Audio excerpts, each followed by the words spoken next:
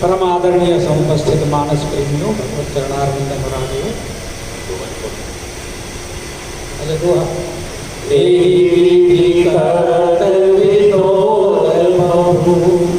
प्रात प्रकट दसना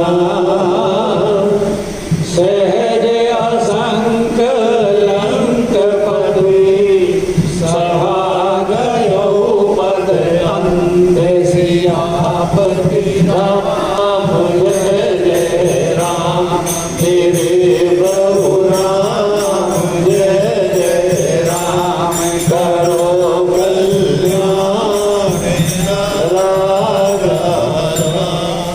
परम आदरणीय समुपस्थित मानस प्रेमियों, भगवत चरणारविंद, लंका कांड के अंतर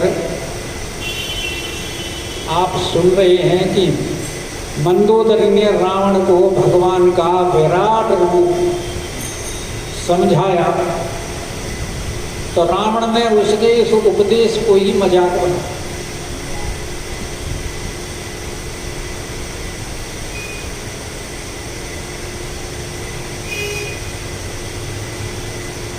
रावण कहता है कि मैं समझ गया तेरी चाला,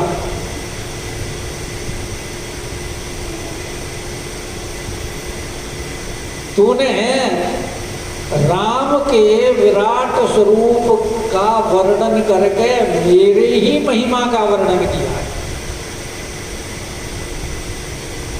क्योंकि जो जो स्थान जिस जिस देवता के तेने राम के स्वरूप में बताए वो सारे तो मेरे द्वारा पहले ही जीते जा चुके हैं।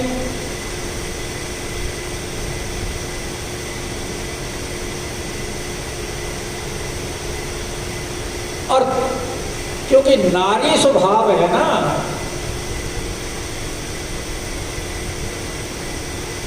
नारी स्वभाव की वजह से जो तेरे अंदर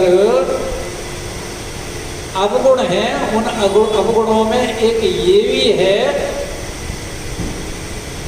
कि तुझे भ्रम रहता है।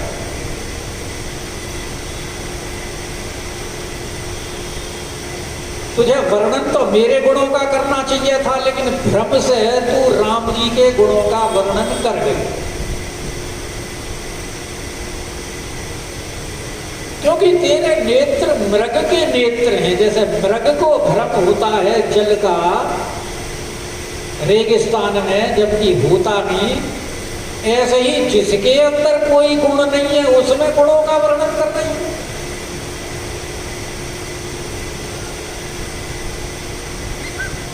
वर्णन तो तुझे मेरा करना चाहिए था।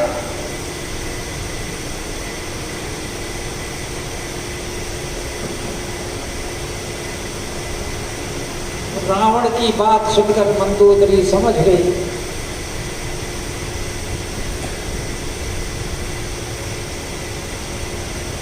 कि अब इनकी बुद्धि भ्रमित हो गई, जो सत्य बात को ना समझे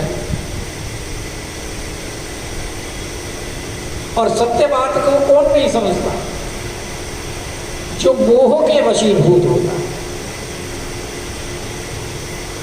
क्योंकि मोहग्रस्त व्यक्ति को अपना स्वार्थ दिखाई दे,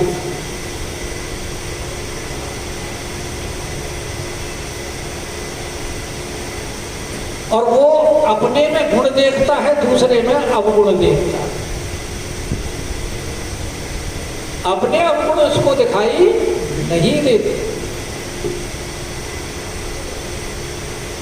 जैसे गीता के पहले अध्याय में अर्जुन को कौरवों में तो अवगुण दिखाई दे रहे हैं, लेकिन अपने अवगुण दिखाई नहीं दिए। खुद तो कहता है कि मुझे तो ना राज्य की चिंता है, ना धन की चिंता है, ना इच्छा है, ना कामना है, ना स्वर्गलोक की कामना है, इसलिए मैं इन अपने संबंधियों को, कुटुंबियों को नहीं मारना चाहता।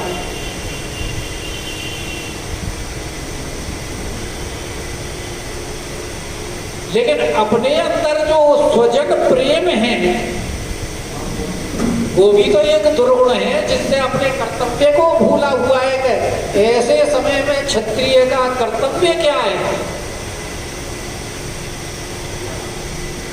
उसको भूलने की वजह से अपने अवगुण दिखाई नहीं दे रहे उसे,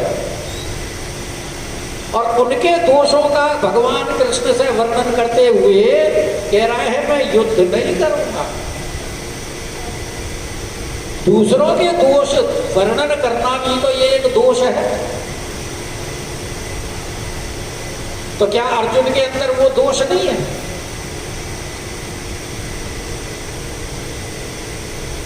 तो ये मोहग्रस्त व्यक्ति की पहचान, वो उस समय फिर विवेक से काम नहीं लेता। अब रावण को भी देखो ना, मंदोदरी तो समझा रही है उसे, क्योंकि मंदोदरी कईयों से सुन चुकी है भगवान के बारे में, इसलिए वो भगवान की महिमा को जान गई है। और फिर मंदोदरी भी तारा की तो बहन है। अहल्या, तारा, कुंती, द्रौपदी, मंदोदरी, ये पंचकन्याएं कहलाती हैं।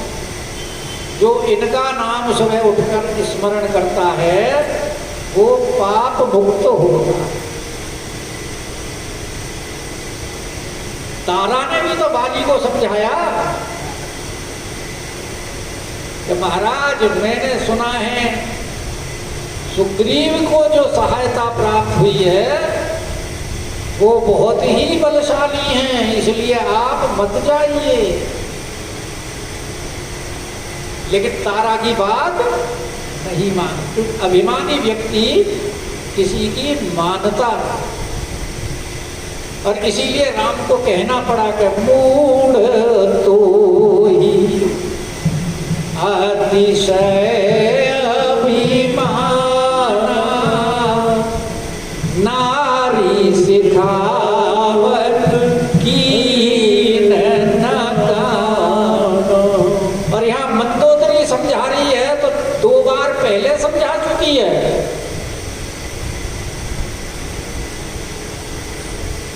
और अब ये तीसरी बार समझा रही है। जब हनुमान जी लंका जला के गए तब समझाया।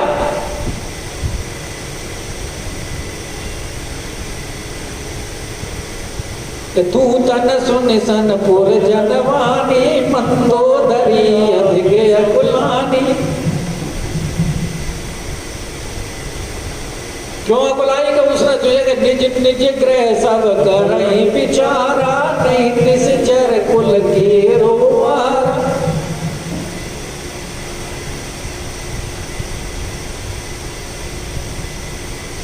कि जिसके दूत के गुणों का वर्णन जासु दूत गुण वर्णन न जाई, ते आए पुर कवन भलाई। और उस समय बहुत समझाया, रावण को नहीं माना। फिर लंका पर जब पुल बंध गया उसके बाद समझाया, तब भी नहीं माना। और अब फिर समझाया तो अब वो बोले कि अब नहीं मान रहा है ये। 3 बार समझाने पर भी और नहीं समझता तो मंदोदरी मन माहू अस उठायाऊ, के पियई काल बस मति भ्रम भयो। क्या हमारे पति देव अब काल के वशीभूत हो गए हैं। इनका मति भ्रम हो गया है। इनको अब इसलिए कोई भी शिक्षा सुहाती नहीं। जैसे मरणासन्न व्यक्ति को चाहे कितनी भी उत्तम औषधि दे दो उसको स्वास्थ्य लाभ नहीं कर। वही स्थिति रावण है। और रावण उससे विनोद करता हुआ ही विधि करत विनोद।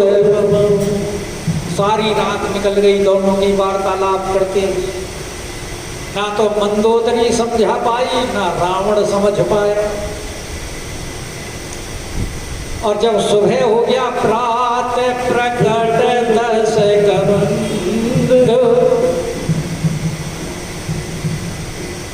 तो उठ करके जैसे नित्य सभा में जाता था सहज असंग लंकपति। रावण स्वभाव से ही असंख्य है, शंका उसे कभी रही नहीं। क्योंकि वरदान ऐसे ऐसे प्राप्त किए हुए हैं, वो तो समझता है कि तुझे तो कोई मारने की तो बात छोड़ो, हराने वाला भी कोई नहीं। इसलिए उसे कभी शंका होती ही नहीं। इसलिए वो सहज असंग, सहज असंग लंकपति। और सभा गयो मद, अपने अहंकार में डूबा हुआ और सभा में, क्योंकि अहंकार में बुद्धि का विनाश होता है। और बुद्धि नाशात विनश्यति। जब बुद्धि का नाश होता है तो फिर विनाश की तरफ बढ़ जाता है। और इसीलिए यहाँ बड़ा सुंदर सोरठा कहा है कि फूलई भरई न वेद। बांस का जो पौधा होता है, पेड़ होता है, उसमें ना तो कभी फूल आते हैं ना कभी फल आते। बांस का फल सुना है कभी?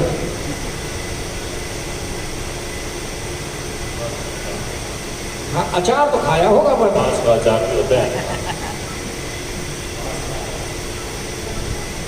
और जिसको नहीं खाया हो तो वो बता देना उसको कहाँ मिलेगा।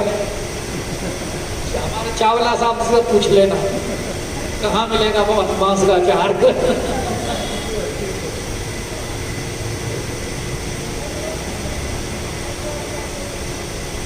तो कहती है फूल जगपी सुधा बरसई झलक। चाहे आसमान से अमृत की वर्षा की जाए, जल की नहीं, अमृत की।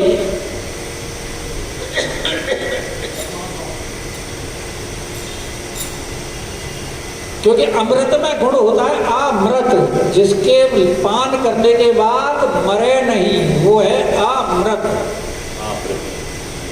सुधा का मतलब अमृत। तो चाहे वर्षा की जाए अमृत की, लेकिन उसके ऊपर न फल आएगा न फूल आएगा। ऐसे ही संसार में जो मूर्ख लोग होते हैं उनको कितना भी समझाया जाए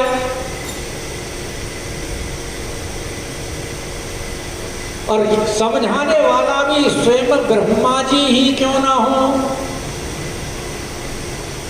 वो अगर गुरु बन के समझाना चाहें तो भी मूर्ख हृदय न चेत जो गुर मिलई विरंची सम। विरंची यानी जिन्होंने सारे संसार की रचना की। विरंची माने रचना, और रचना करने वाला विरंची ब्रह्मा जी। तो स्वयं ब्रह्मा जी अगर गुरु बनकर आ जाए तो भी उसको नहीं समझा पाए। तो रावण जो है इस समय कौन है? मूर्ख। और मंदोदरी समझा रही है ब्रह्मा की तरह, और वाणी है उसकी सुधा अमृत। लेकिन रावण के, क्योंकि वो तो बेंत बना हुआ है, इसलिए उसके ऊपर कोई प्रभाव नहीं। अब रावण को तो रावण के दरबार में रहने दो। अब आप राम जी के पास आ जाओ। राम जी कि यहाँ प्रात जागे भगवान सुबेल पर्वत है। रावण तो अपराध होते ही अपनी सभा में गया, और भगवान यहाँ जगे हैं तो उन्होंने अपनी मंत्रियों की मीटिंग बुलाई। क्योंकि अब समुद्र पार की बाधा तो दूर हो गई, और अब तो युद्ध रह गया। तो युद्ध करने से पहले मंत्रियों से परामर्श करना आवश्यक है। इसलिए भगवान ने अपने मंत्रियों की एक सभा बुला दी, और सबसे पूछते हैं कि पूछा मत सब सचिव बुलाए। तो भगवान के प्रमुख प्रमुख मंत्री कौन कौन हैं? सुग्रीव जी हैं, विभीषण जी हैं, जामवंत जी हैं, और भी हैं, नल नील इत्यादि, सुषेण वगैरह। लेकिन प्रमुख यही 3 मंत्री, जिनमें सबसे पहले सुग्रीव का नंबर आ रहा है। और सुग्रीव ने अपना मत एक बार भगवान को दे दिया सुंदरकांड में। जब विभीषण जी शरणागत आए तो भगवान ने कहा भाई क्या करना चाहिए? सुग्रीव ने कह दिया राखी है बांधी मोही असभाव।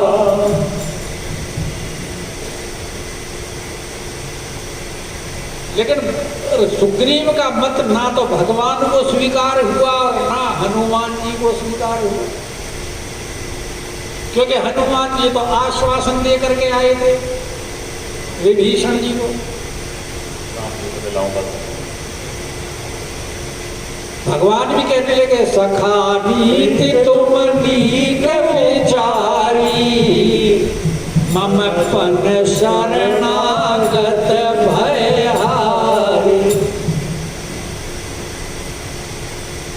भैया नीति तो तुम्हारी ठीक है, नीति में तो गलती नहीं है, लेकिन मेरी प्रतिज्ञा तो इसके विपरीत है। मेरी प्रतिज्ञा तो जो मेरी शरण में आ गया उसको भय मुक्त करना है। और हनुमान जी भगवान की बात सुन करके बड़े प्रसन्न।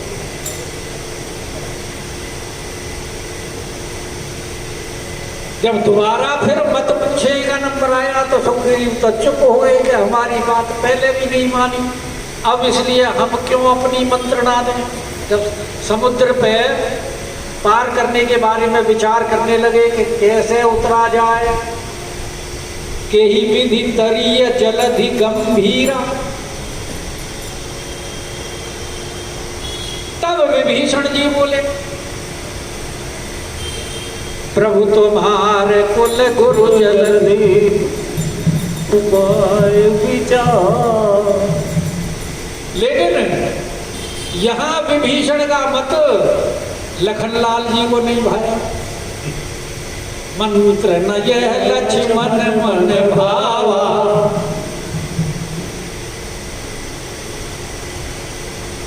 पर भगवान ने समझा दिया ऐसे ही करो धरो मन धीरा।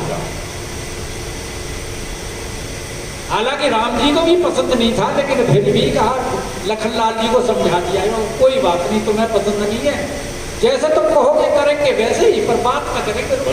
विभीषण जी की भी रखनी है, इज्जत रखनी है ना विभीषण जी। इसलिए अब जो मत पूछ रहे हैं तो अब ना तो सुग्रीव बोल रहे ना विभीषण बोल रहे। तो भगवान ने पूछा कि पूछा मत सब सचिव बुलाई, कहे वेदिका कहिए उपाय। अरे भाई अब तो जब समुद्र पार गया, अब विलंब के ही कारण कीजिए। अब तो विलंब का कोई कारण ही नहीं है। क्या उपाय करना चाहिए बताओ, तुरंत बताओ, क्योंकि भगवान को भी तो जल्दी है ना रावण वध करने की और जानकी जी से मिलने की। अब जामवंत जी कह रहे कि जामवंत के पद सिरोनाई, भगवान के चरणों में प्रणाम किया। उसके बाद जामवंत जी ने अपना मंतव्य प्रकट कि सुनो सर्वज्ञ सकल उर्वासी। प्रभु सुनिए, वैसे तो आपको मैं क्या कहूं, क्योंकि आप तो स्वयं सर्वज्ञ हैं, सबके हृदय की जानते हैं कि सबके ही अंतर बसऊ जानऊ भाव को भाव। सबके हृदय में आप बसते हो, सबके क्या हृदय में क्या सोच रहा है क्या नहीं सोच रहा है सब आपको पता है, क्योंकि सबके हृदय में प्रेरणा तो भगवान के द्वारा ही दी जाती है ना। और प्रेरक रघुवंश विभूषण,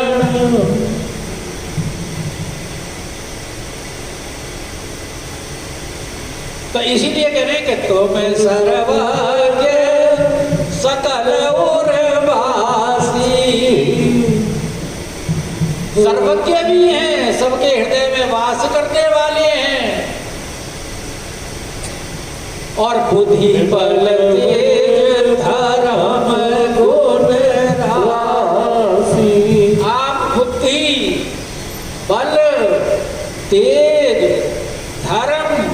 और समस्त गुणों की खान है, ढेर राशि। राशि माने ढेर, विशाल ढेर।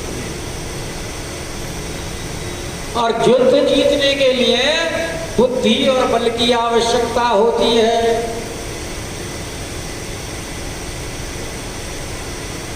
हनुमान जी जब लंका पार करके आए तो देवताओं ने हनुमान जी की परीक्षा के लिए किसको भेजा? सुरसा को।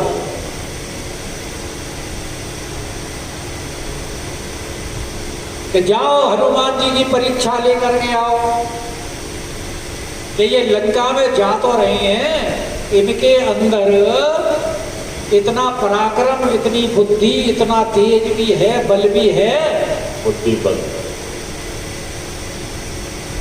और जब सुरसा ने परीक्षा कर ली, देखी बुद्धि बल निपुण कपि और कहे जानकी जी ने, सुरसा ने क्या कहा था? आशीष दे गई सो हर चलो हनुमान। उसने बुद्धि बल की परीक्षा की, क्या है वो तो हम सुरसा ने जो कहा है, तुम बल बुद्धि निधान, कि तुम बल और बुद्धि के निधान हो, इसलिए आशीर्वाद दिया जो कि जाइए। अब तो यहां भी कह रहे हैं कि प्रभु आप तो सबको बल बुद्धि देने वाले हैं, आप तो उसकी खान हैं।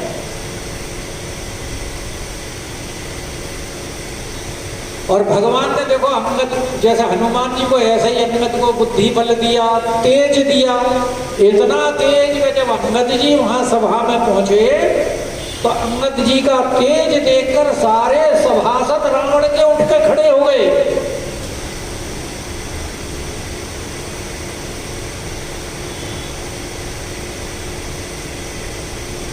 और धर्म की तो ऐसी ऐसी बात है कि रावण को निरुत्तर कर दिया। तो जामवंत जी कहते हैं कि प्रभु आप ही सबको बुद्धि बल तेज धर्म सब कुछ देते हैं, आप तो उनकी खान हैं, और आपको मैं क्या मंत्रणा दे सकता हूं। लेकिन फिर भी जैसी मेरी छोटी सी बुद्धि है, मंत्र कहो निज मति अनुसारा, कि दूत पठाइए बाली कुमार, कि महाराज बाली कुमार को आप दूत पठाइए, अंगद को, युवराज को दूत बना करके। तो बाली के पुत्र को ही दूत बना करके क्यों भेजना चाह रहे हैं जामवंत जी? तो पहले हनुमान जी जा चुके, पहले हनुमान जी जा चुके। नहीं, हनुमान जी तो जा चुके, हनुमान जी की बात नहीं है। बात यह है कि वो जामवंत जी भी तो बूढ़े मंत्री हैं। जामवंत मंत्री अति बूढ़ा और बड़े निपुण हैं, तो उन्होंने कहा कि बाली की और रावण की मित्रता रही है, वो समझा। और ये उसी बाली का पुत्र है जिसने रावण को सती करने के लिए बाध्य किया था, पराजित किया था। तो बाली के माध्यम से अंगद से परिचय होने के कारण इससे अपने मन की बात कह देगा। सबसे ना कह पाए लेकिन इससे कह देगा, क्योंकि पुराना परिचय है। जब सुनेगा कि ये बाली का पुत्र है। दूसरे मंदोदरी और तारा दोनों बहन बहनें पंचकन्याओं में आती हैं। उस संबंध से भी अंगद के साथ वो खुल करके बात करेगा, और फिर अंगद की भी परीक्षा हो जाएगी। वहां जाने के बाद में अंगद के हृदय में अगर कोई छुपी हुई बात होगी तो वो भी प्रकट हो जाएगी। तो कई कारणों को विचार करके जामवंत जी ने अंगद का प्रपोजल दिया है कि दूत पठाइए बाली को और नीक मंत्र सबके मन भावा। और जामवंत जी का जो मत था वो सबको अच्छा, इसमें किसी का कोई विरोध नहीं हुआ। सबको अच्छा लगा। जैसे सुग्रीव के मत का विरोध हुआ, विभीषण के मत का विरोध हुआ, लेकिन जामवंत जी का मत सबको अच्छा लगा, सर्वमान्य हुआ। जैसे जब विभीषण जी ने हनुमान जी के लिए कहा था कि नीति विरोध न मारिय दूता, तो सब ही कहा मंत्र फल भाई। सबको मंत्र अच्छा लगा था ना। ऐसे यहाँ जामवंत जी का नीक मंत्र सबके मन माना, तो अंगद सन के कृपा निधाना।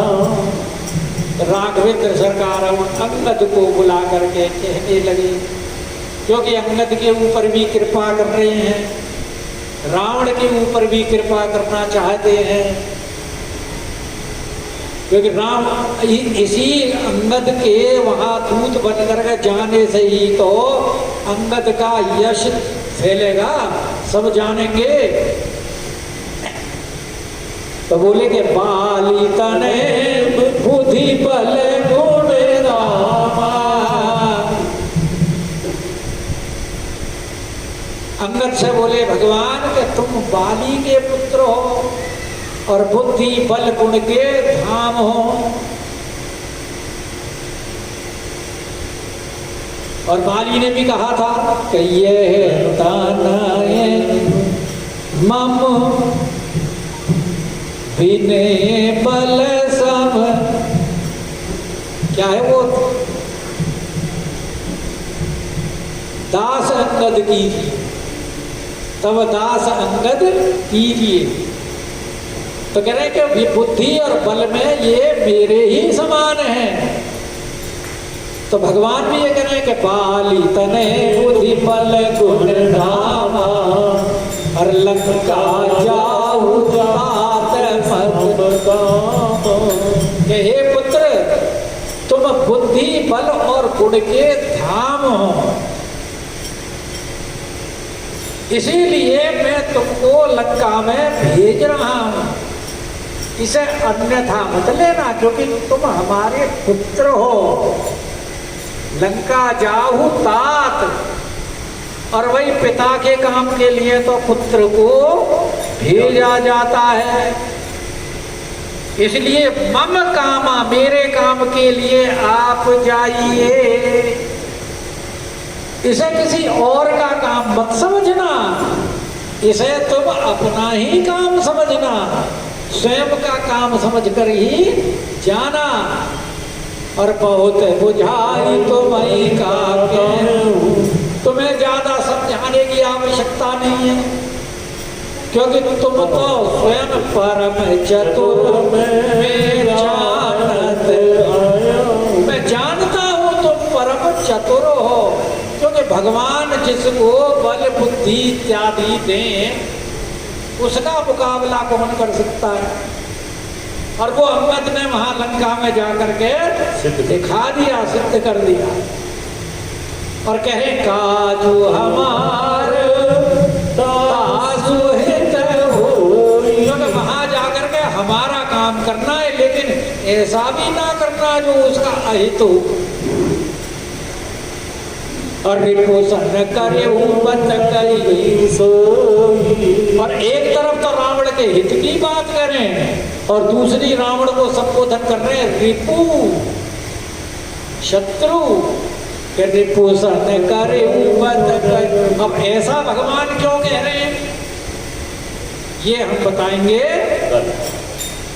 कि प्रभु